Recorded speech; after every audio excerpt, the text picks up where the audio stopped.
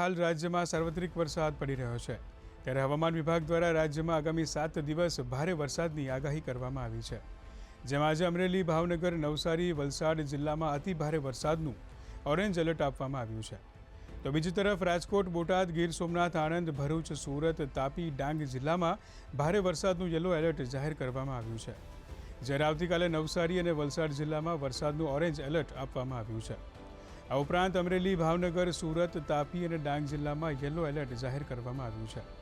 તો છેલ્લા 24 કલાકમાં રાજ્યના 204 તાલુકામાં વરસાદ નોંધાયો છે, જેમાં સૌથી વધુ તાપી જિલ્લાના ડોલવણમાં 5.5 ઇંચ વરસાદ નોંધાયો છે. તો સુરત જિલ્લામાં 4.5 ઇંચ વરસાદ નોંધાયો છે, જ્યારે રાજ્યના 10 તાલુકામાં 2 ઇંચ કરતાં વધુ અને 21 તાલુકામાં 1 ઇંચ કરતાં વધુ વરસાદ નોંધાયો છે.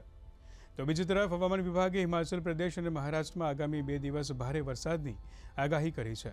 તો આગામી 6 દિવસ દરમિયાન ઉત્તરાખંડ અને રાજસ્થાનમાં કેટલાક સ્થળોએ ભારે વરસાદ પડી શકે છે.